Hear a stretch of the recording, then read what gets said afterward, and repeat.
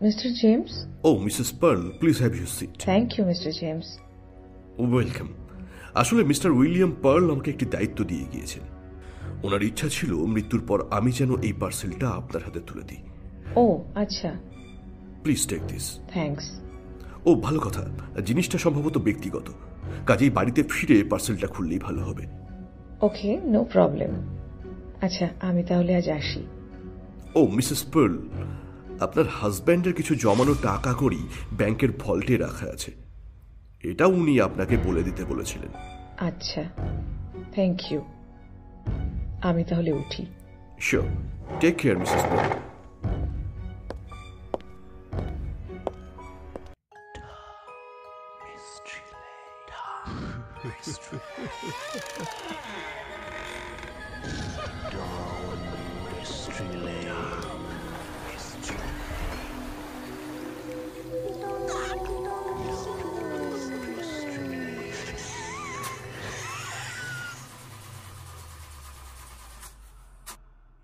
আজ আপনারা শুনবেন রোয়াল্ড ডালের উইলিয়াম ও মেরি।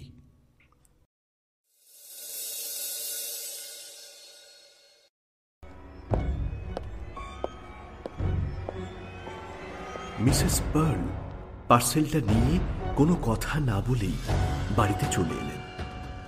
পার্সেলটা খোলার আগে এক মুহূর্ত চিন্তা করলেন, এর মধ্যে ফর্মাল কোনো চিঠি থাকতে পারে। উইলিয়ামের ব্যবহারে কখনো ইনফর্মাল কিছু দেখেননি তিনি। লোকটা অভিনয় করতে জানত না, মেরির সঙ্গে কোনোদিন অভিনয় করেও নি। মেরির ধারণাই ঠিক।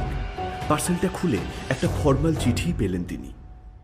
তাতে লেখা, আমার প্রিয় মেরি, আমার বিশ্বাস আমার চির বিদায়ে তুমি খুব বেশি ভেঙে পড়বে না, বরং নিজের কাজগুলো ঠিকঠাক মতো চালিয়ে যাবে, আর টাকা পয়সা খরচ করার ব্যাপারে সতর্ক থেকো, ইত্যাদি ইত্যাদি।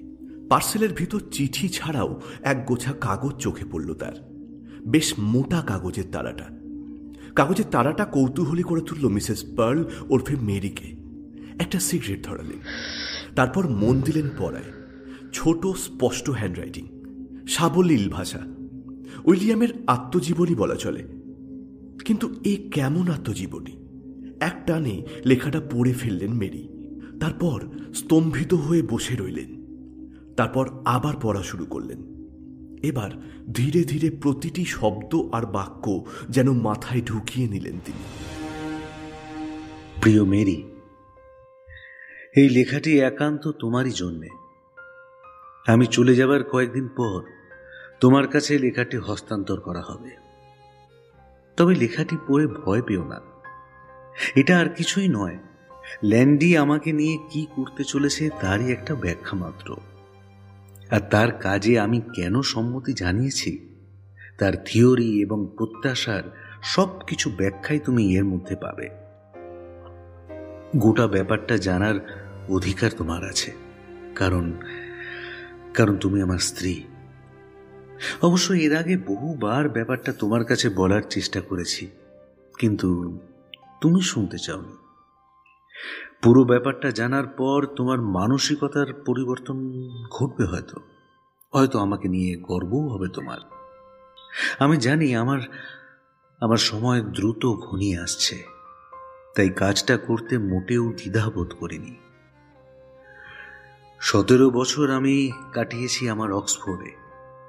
এখানে পড়াশোনা শেষ করে আমি অধ্যাপনা শুরু করেছি। কাজেই যখন জানতে পারলাম যে প্রিয় এই জায়গা থেকে আমাকে চিরদিনের জন্য চলে যেতে হবে, কারণ ক্যান্সার হয়েছে আমার, স্বভাবতই মুচড়ে পড়লাম। আর ক্যান্সারটা ধরা পড়েছে এমন একটা সময় যে বেঁচে থাকার আর কোনো আশাই নেই। ধীরে ধীরে নিঃশব্দ মৃত্যুর দিকে এগিয়ে যাচ্ছিলাম আমি। তারপর হপ্তা 6 আগে মঙ্গলবারের এক সকালে ল্যান্ডি এলো আমার সাথে দেখা করতে। তারপর সবকিছু কেমন যেন উলট পালট হয়ে গেল। হাসপাতালের বেডে শুয়েছিলাম আমি। ল্যান্ডি এলো খুব সকালে। তখনও তোমার আসতে অনেক দেরি। ওকে তো তুমি চেনো, যেখানে যায় মনে হয় যেন একটা ঝড় এসেছে, হাসি, আনন্দ আর উচ্ছ্বাসের তাজা বোমা একটা। হাসতে হাসতে ঢুকলো আমার কেবিনে আর দাঁড়ালো বিছানার পাশে। ঝকঝকে চোখ মেলে কিছুক্ষণ দেখলো আমাকে, তারপর বলল, উইলিয়াম, মাই ফ্রেন্ড, এতদিনে যা চেয়েছি পেয়ে গেছি আমি। তোমার মতো একটা কেসই চেয়েছি এতদিন। জন ল্যান্ডির সঙ্গে তেমন ঘনিষ্ঠতা নেই তোমার। ও খুব একটা আমাদের বাড়িতে যায়ও নি। তবে ওর সাথে আমার বন্ধুত্বের বয়স 9 বছর হলো। দর্শনের শিক্ষক হলেও মনোবিজ্ঞানের প্রতি আগ্রহ তো আমার প্রচুর। ল্যান্ডিরও তাই ছিল। ফলে দুজনের বন্ধুত্ব গড়ে উঠতে সময় লাগেনি। যাই হোক, ল্যান্ডি আমার বিছানার পাশের একটা চেয়ারে বসে বলল, তুমি আর কদিনের মধ্যেই মারা যাচ্ছ, তাই না? এই ধরনের সরাসরি প্রশ্ন ল্যান্ডির মতো মানুষকেই মানায়। তবে বলার ভঙ্গিটা এমন যে মৃত্যু পথযাত্রী মানুষও কিছু মনে করতে পারবে না ওর কথায়। তুমি মারা যাওয়ার পর ওরা তোমাকে কবর দেবে, তুমি কি মনে করো তারপর স্বর্গে চলে যাবে নাকি নরকে? এই ব্যাপারে আমার সন্দেহ আছে। নরকে যাবার মতো অপরাধ তো আমি করিনি, কিন্তু কিন্তু এসব কথা কেন ল্যান্ডি? কারণ আমি জানি মৃত্যুর পর তুমি জানতেও পারবে না তোমার কোথায় জায়গা হলো। তোমাকে কে কি বললো যদি না। মৃদু হাসি ফুটল ঠোঁটে, আরো কাছে এগিয়ে এলো। যদি না তোমার সমস্ত ভার আমার হাতে তুলে দিয়ে যাও। কথাটা খুব সিরিয়াস উইলিয়াম, একটা প্রস্তাব দেব, গ্রহণ করবে কিনা? তোমার কথার মাথা মুন্ডু কিছুই তো বুঝতে পারছি না। সব কিছুই তোমাকে এক্সপ্লেন করব, শুনবে আমার কথা? বলো, শুনি। কারণ কথা শুনতে আমার তো কোনো ক্ষতি নেই, বরং লাভ। একটা জিনিস নিয়ে গত কয়েক বছর ধরে আমি গবেষণা করে চলেছি উইলিয়াম। এখানকার 2-1টা হাসপাতাল আমাকে গবেষণার কাজে যথেষ্ট সহায়তা করেছে। ল্যাবরেটরির প্রাণীদের ওপর এক্সপেরিমেন্ট চালিয়েছি আমরা, এখন শুধু মানুষের ওপর এক্সপেরিমেন্ট বাকি। আমার ধারণা আমি সেই এক্সপেরিমেন্টেও সফল হব। বিরতি দিল ল্যান্ডি, ঝুঁকে এলো আমার দিকে। ওর চোখ জল জল করছে উত্তেজনায়। তীব্র আলো যেন বিচ্ছুরিত হচ্ছে চোখের মণি থেকে, যেন আমাকে বলতে চাইছে একমাত্র আমি তোমাকে রক্ষা করতে পারি। আবার শুরু করলো ল্যান্ডি। বেশ কয়েকদিন আগে একটি রাশিয়ান শর্ট মেডিকেল ফিল্ম দেখেছিলাম। ছবিটি ভয়ঙ্কর, তবে যথেষ্ট চিত্তাকর্ষক। ছবিটিতে দেখিয়েছে একটি কুকুরের ধর থেকে মুন্ডু সম্পূর্ণ বিচ্ছিন্ন করে ফেলা হয়েছে, কিন্তু মস্তিষ্ক বা ব্রেনের ভেতর কৃত্রিম হৃৎপিণ্ডের আর্টারি এবং ভেইন থেকে স্বাভাবিক রক্ত সরবরাহ করা হচ্ছে। অবাক ব্যাপার হলো, একটা ট্রের মধ্যে বসানো কুকুরটার মাথা ছিল জ্যান্ত, ওটা ব্রেন কাজ করছিল। নানা টেস্টের মাধ্যমে ওরা ব্যাপারটা প্রমাণ করেছে। যেমন যখন খাবার দেওয়া হতো, খাবার কুকুরটার মুখের সামনে ধরলে ওটার জিভ বেরিয়ে আসতো, খাবার চেটে খেত। ঘরের ভেতর কেউ ঢুকলে তাকে চোখ দিয়ে অনুসরণ করত কুকুরটা। এর থেকে একটা ব্যাপার পরিষ্কার হয়ে যায়, মাথা এবং মস্তিষ্ক দুটোর কোনোটাই জ্যান্ত থাকার জন্য শরীরের বাকি অংশের অবলম্বনের প্রয়োজন পড়েনি। শুধু অক্সিজেন মেশানো রক্তের সরবরাহটা কাটা মুন্ডুটাকে বাঁচিয়ে রাখছিল। ওই ছবিটি দেখার পর আমার মাথায় একটা বৈপ্লবিক চিন্তা চলে আসে। আমি ভাবতে থাকি, মৃত্যুর পর কোনো মানুষের খুলি থেকে ব্রেন খুলে নিয়ে তাকে যদি কৃত্রিম উপায়ে বাঁচিয়ে রাখা যায় কেমন হয়। এরপর আমি এই বিষয় নিয়ে গবেষণা শুরু করে দিই। আর মানুষ নিয়ে গবেষণার জন্য তোমাকে আমি বেছে নিয়েছি বন্ধু, কারণ তুমি তো আর কটা দিন পরেই মরে যাবে। ঠাট্টার ছলে জানতে চাইলাম কাজটা সে কিভাবে করবে। এর দীর্ঘ এবং জটিল একটা বৈজ্ঞানিক ব্যাখ্যা আমাকে দিয়েছে ল্যান্ডি, কিন্তু সে বর্ণনায় গিয়ে আমি তোমার বিরক্তি উৎপাদন করতে চাই না, আর তা তুমি বুঝবেও না। শুধু এটুকু বলি, ল্যান্ডি এমন একটা আজব যন্ত্র আবিষ্কার করেছে যার মধ্যে রয়েছে একটা কৃত্রিম হৃৎপিণ্ড। এটি অক্সিজেন মেশানো রক্ত উৎপাদন করবে একদম সঠিক তাপমাত্রা সহ। সে রক্ত পাম্প করে আমার ব্রেনে সরবরাহ করা হবে। আমার মৃত্যুর পরে আর এই পদ্ধতিতে নাকি বছরের পর বছর আমার আমার ব্রেন বেঁচে থাকবে, মানে মানে আমি বেঁচে থাকব। কৃত্রিম হৃৎপিণ্ডের কখনো কোনো ক্ষয় হবে না, রক্ত সরবরাহ থাকবে একেবারে নিয়মিত, তাতে কোনোদিন ভাইরাস দ্বারা আক্রান্ত হবার আশঙ্কা থাকবে না, এবং আমার ব্রেন নাকি 2 থেকে 3 শতাব্দী এভাবে অক্ষয় হয়ে থাকবে। পরিকল্পনাটা রোমহর্ষক এবং উত্তেজক তো বটেই।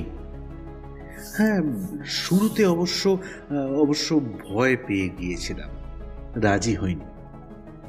পরে ভাবলাম মরে তো যাচ্ছি, তবু বিজ্ঞানের জন্য নিজেকে উৎসর্গ করলে ক্ষতি কি?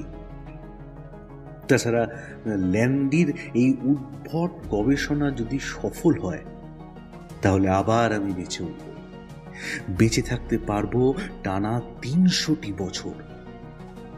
ইতিহাস সৃষ্টি করব আমি। আবার বেঁচে ওঠার প্রবল উন্মাদনা পেয়ে বসলো আমাকে।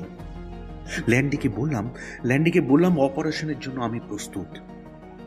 অবশ্য অপারেশনটা হবে আমার মৃত্যুর সাথে সাথে, কারণ হৃদযন্ত্রের ক্রিয়া বন্ধ হয়ে যাওয়ার 4 থেকে 6 মিনিটের মধ্যেই অক্সিজেন এবং তাজা রক্তের সরবরাহের অভাবে অকেজ হয়ে যায় ব্রেন। কাজেই এর আগেই অপারেশনটা করতে হবে।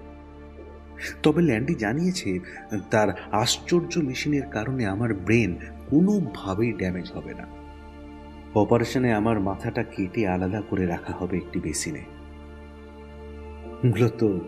মূলত ওটাই হবে এরপর থেকে আমার ঘর বাড়ি। ল্যান্ডি বলেছে অপারেশনের পরে সব কিছুই আমি দেখতে পাবো, এমনকি খবরের কাগজ বা বইও পড়তে পারবো। তবে শুরুতে একটি নির্দিষ্ট সীমানায় ওটির আওতা সীমাবদ্ধ থাকবে, পরে ধীরে ধীরে এর পরিধি বৃদ্ধি পাবে। অবশ্য আমি মানুষের কথা শুনতে পাবো না, শোনার ক্ষমতা দাবি করেছিলাম ল্যান্ডির কাছে। ল্যান্ডি বলেছে ওটার ব্যবস্থা করা এই মুহূর্তে তার পক্ষে সম্ভব নয়। আর কথাও বলতে পারবো না, কারণ আমার তো মুখই থাকবে না। শুধু চোখে দেখার জন্যে আমার ব্রেনের সাথে একটি কৃত্রিম মনি লাগিয়ে দেওয়া হবে। আমি যে সচেতন অবস্থায় আছি, সবকিছু দেখতে পাচ্ছি, এটা জানা যাবে ইলেকট্রোএনসেফালোগ্রাফের সাহায্যে। ইলেকট্রোডগুলি সরাসরি আমার মস্তিষ্কের সামনের অংশের সাথে জোড়া লাগানো থাকবে। শেষে ল্যান্ডি বলল, তুমি এক অসাধারণ এক ইতিহাস সৃষ্টি করতে চলেছ উইলিয়ামস। তোমাকে কেউ বা কোনো কিছু বিরক্ত করবে না। তুমি কোনো যন্ত্রণা অনুভব করবে না, কারণ যন্ত্রণা অনুভব করার মতো কোনো নার্ভ তোমার থাকবে না। ভয়, দুঃখ, তৃষ্ণা, খিদে কোনো কিছুই তোমাকে স্পর্শ করবে না।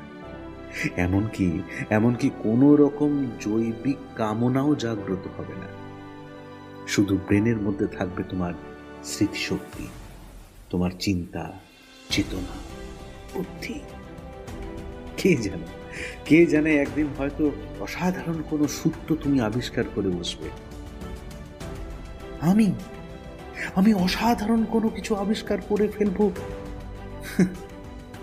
জানি না, তবে এটা যে অসাধারণ একটা ব্যাপার ঘটতে চলেছে তাতে কোনো সন্দেহ নেই। আমি এই ব্যাপারটা নিয়ে তোমার সাথে বহুবার কথা বলতে চেয়েছি মেরি, কিন্তু তুমি তো আমার কোনো কথাই শুনতে চাও না। তারপর ব্যাপারটি লিখে যাবার সিদ্ধান্ত নেই। অবশ্য দীর্ঘ সময় লেগেছে লিখতে। তবে তোমাকে আমি বিদায় বলবো না, কারণ ছোট্ট একটা চান্স তো আছে। ল্যান্ডি যদি তার কাজে সফল হয়, আবার হয়তো তোমার সাথে দেখা হবে আমার। আমি আমার উকিলকে বলে যাব এই লেখাটি যেন আমার মৃত্যুর 1 সপ্তাহ পর তোমার কাছে হস্তান্তর করে। এখন যখন তুমি এই লেখাটি পড়ছো, ল্যান্ডির অপারেশনের পর 7 দিন চলে গেছে।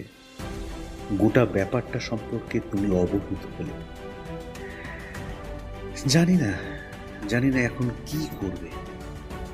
তবে আমার অনুরোধ, ল্যান্ডির সাথে দেখা করো। আমি তাকে বলেছি তুমি 7 দিনের দিন তার সাথে দেখা করবে। আমি চলে যাওয়ার পর সব সময় ভদ্রভাবে চলাফেরা করার চেষ্টা করবে। মনে রাখবে, বৈধব্য খুব কঠিন জিনিস। মদ পান একদম করবে না, অহেতুক টাকা ওড়াবে না, সিগারেট একদম খাবে না। তুমি জানো আমি নিজে সিগারেট খাইনি কোনোদিন, কারো খাওয়া পছন্দ করি না। দোকানের পেস্ট্রি খাবে না, লিপস্টিক মাখবে না, টেলিভিশন অ্যাপারেটাস একদম কিনবে না। আর গরমের সময় আমার ফুল গাছে নিয়মিত জল দিও। আর আমার ফোন ব্যবহার করার কোনো প্রয়োজন নেই বলে আশা করছি লাইনটা কেটে দেবে। মিসেস পার্ল পাণ্ডুলিপিটির শেষ পাতাটি পড়ে সেটা আস্তে করে রেখে দিলেন সোফার উপর। তার ছোট্ট মুখখানা কঠিন আকার ধারণ করেছে, ফুলে উঠেছে নাকের পাটা। গোটা ব্যাপারটা তার কাছে বীভৎস লাগছে। লেখাটার কথা মনে পড়তে তার গাটা শিউরে ওঠে। ব্যাগ খুলে আরেকটা সিগারেট বের করলেন। ধোঁয়ায় ভরে উঠল ঘর। ধোঁয়ার মেঘের ভেতর থেকেও স্থির দৃষ্টিতে তাকিয়ে রইলেন সবে কেনা নতুন মডেলের বিশাল আকারের টেলিভিশন সেটটার দিকে। টিভিটা উইলিয়ামের টেবিলের উপরে রেখে দিয়েছেন তিনি। উইলিয়াম যদি দৃশ্যটা দেখত কি ভাবত ভাবলেন মিসেস পার্ল। হঠাৎ মনে পড়ে গেল বছরখানেক আগের একটা ঘটনা। রান্নাঘরের খোলা জানালার সামনে দাঁড়িয়ে সবেমাত্র একটা সিগারেট ধরিয়েছেন। রেডিওতে উচ্চস্বরে ডান্স মিউজিক বাজছে। এমন সময় বিনা মেঘে বজ্রপাতের মতো ওখানে তার স্বামী এসে হাজির। মেরিকে সিগারেট খেতে দেখে আর গান শুনতে দেখে কি ভয়ানক রেগে গিয়েছিল উইলিয়াম। তারপর থেকেই সে স্ত্রীর হাত খরচা বন্ধ করে দেয়। মেরির সিগারেট খাওয়া 2 চোখে দেখতে পারত না উইলিয়াম। তার এক কথা, যে জিনিস উইলিয়ামের অপছন্দ তার স্ত্রী তা খাবে কেন? উইলিয়ামের অনেক কিছুই অপছন্দ ছিল, এমনকি বাচ্চা কাচ্চাও পছন্দ করত না বলে মেরি কখনো মা হতে পারেননি। মনে মনে হাসলেন মিসেস পার্ল।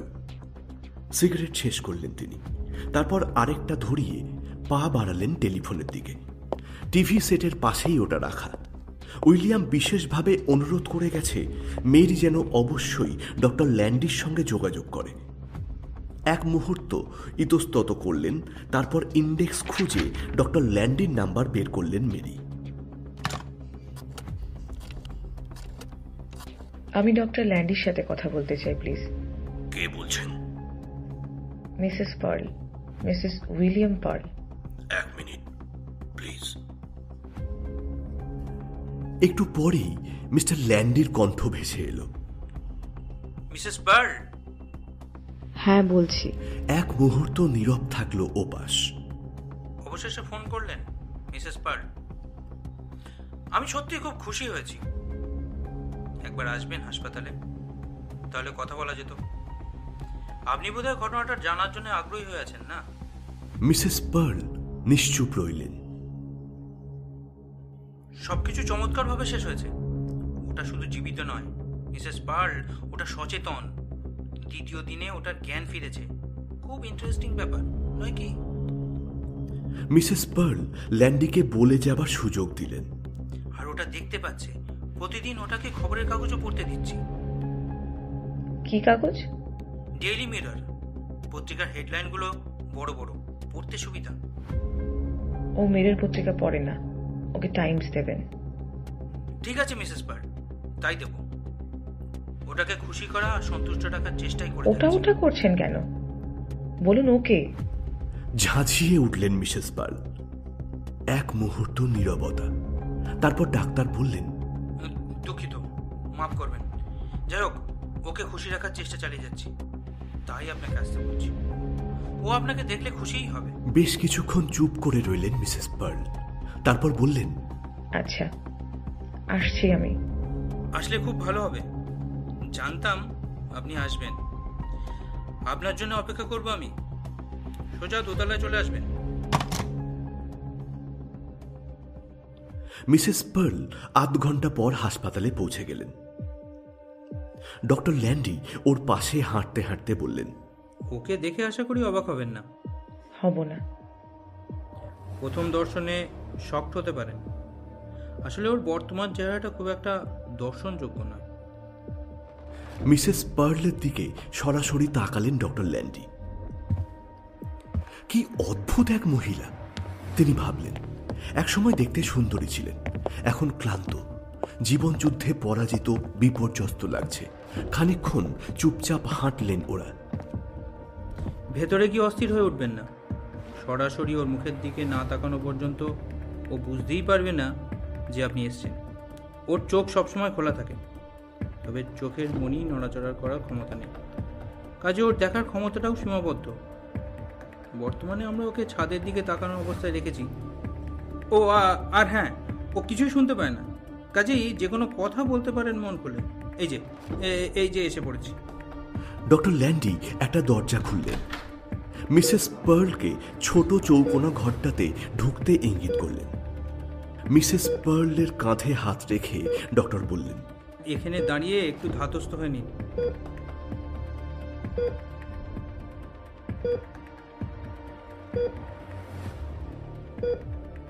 ঘরের মাঝখানে উঁচু সাদা একটা টেবিলের উপর বড় আকারের সাদা এনামেল বাটির মতো একটা ওয়াশ বেসিন দাঁড় করানো। বেসিন থেকে বেরিয়ে এসেছে আধ dozen plastic tube.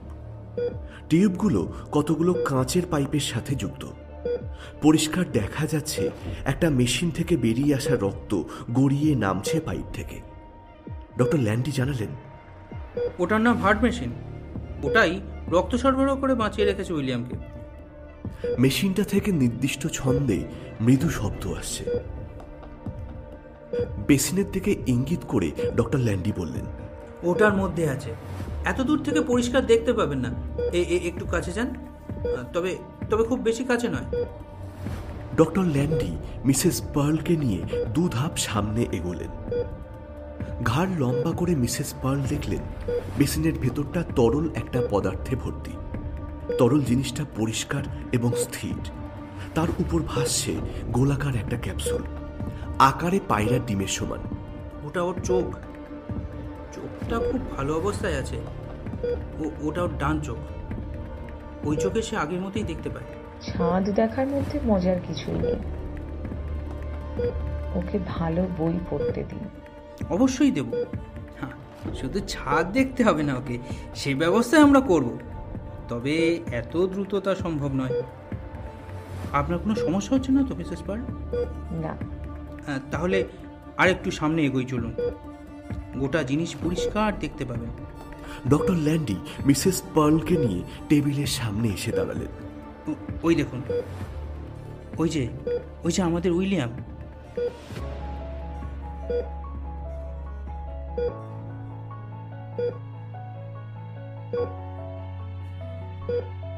Mrs pearl যা ভেবেছিলেন তার চেয়েও প্রকাণ্ড লাগলো উইলিয়ামকে, আর রক্তটাও অনেক বেশি গাঢ়।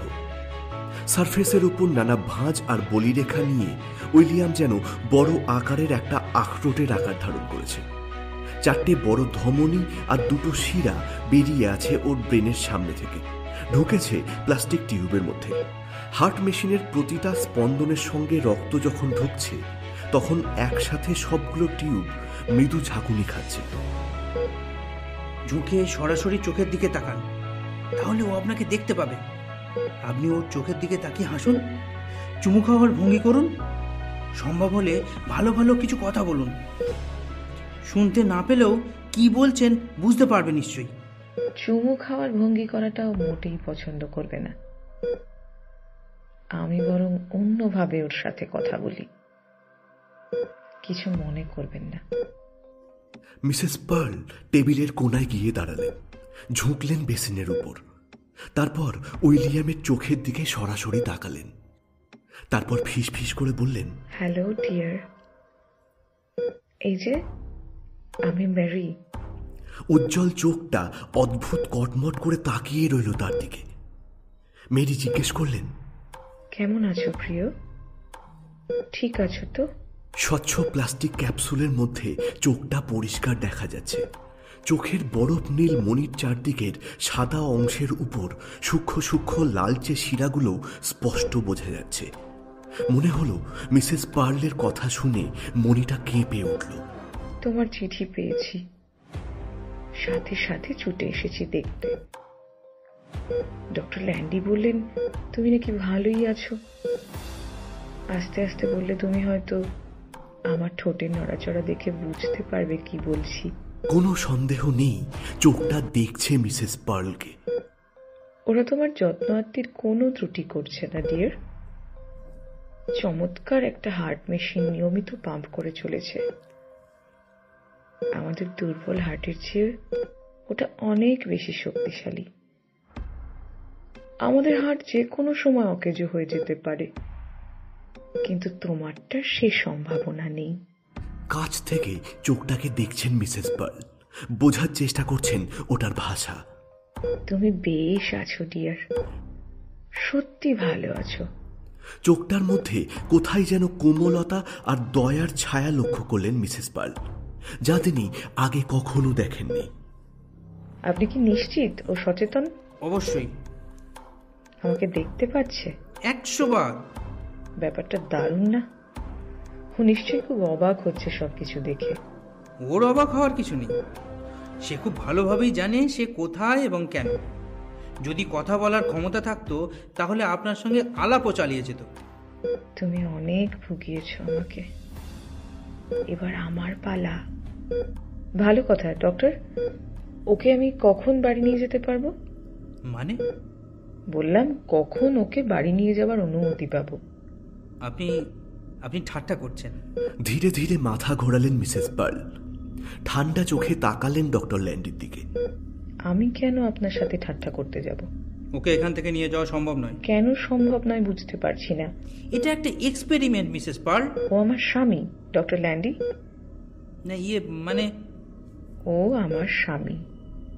খুব শান্ত গলায় কথাটা আরেকবার উচ্চারণ করলেন মিসেস পার্ল, যেন ডাক্তারকে মনে করিয়ে দিলেন সাধারণ ব্যাপারটা।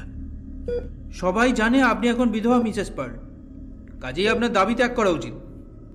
ঝট করে ঘুরে জানালার কাছে গিয়ে দাঁড়ালেন মিসেস পার্ল।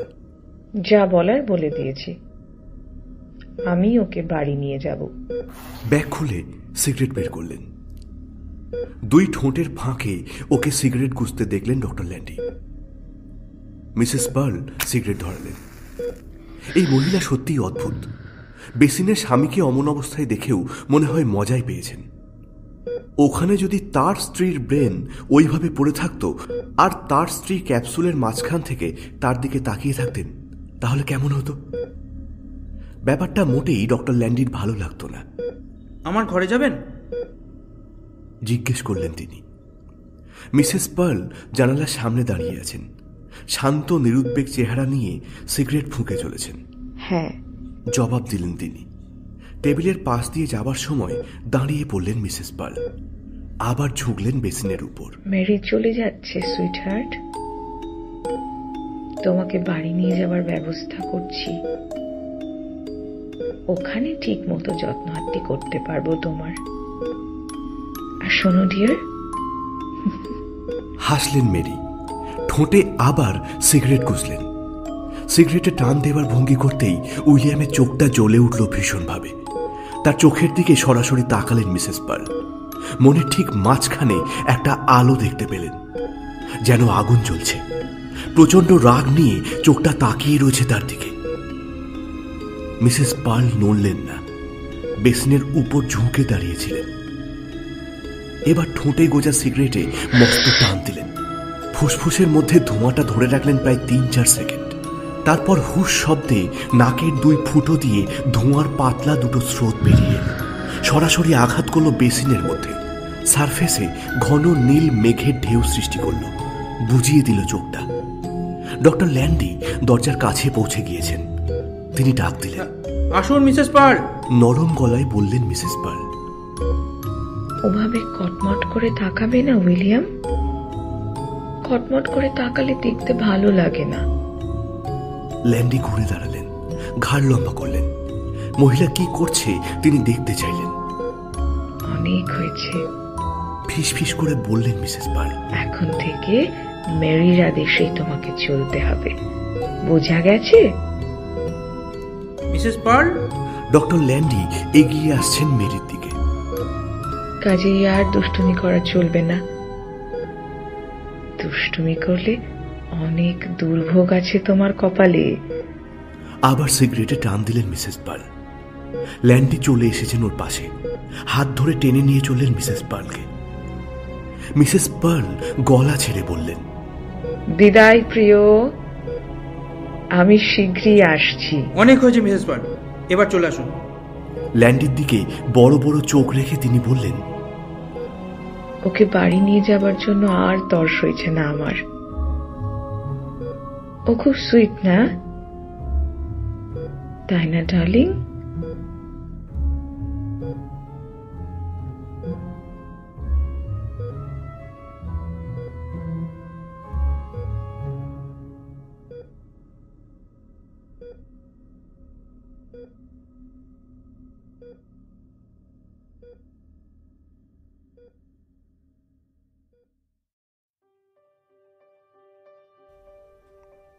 এতক্ষণ আপনারা শুনলেন রোয়াল্ড ডালের উইলিয়াম ও মেরি। আজকের গল্প পাঠে ছিল সুমনা, অর্ণব, শ্রমিক এবং আমি মনুতোষ। সম্পাদনা সিঞ্জন, পোস্টার ডিজাইন মনুতোষ। যদি গল্পটি আপনাদের ভালো লেগে থাকে তাহলে অতি অবশ্যই লাইক করবেন, শেয়ার করবেন এবং কমেন্ট করে আপনাদের মূল্যবান মতামত জানাবেন। ও ভালো কথা, যদি এখনো সাবস্ক্রাইব না করে থাকেন তাহলে অবশ্যই সাবস্ক্রাইব করুন আমাদের official YouTube channel down mystery lane.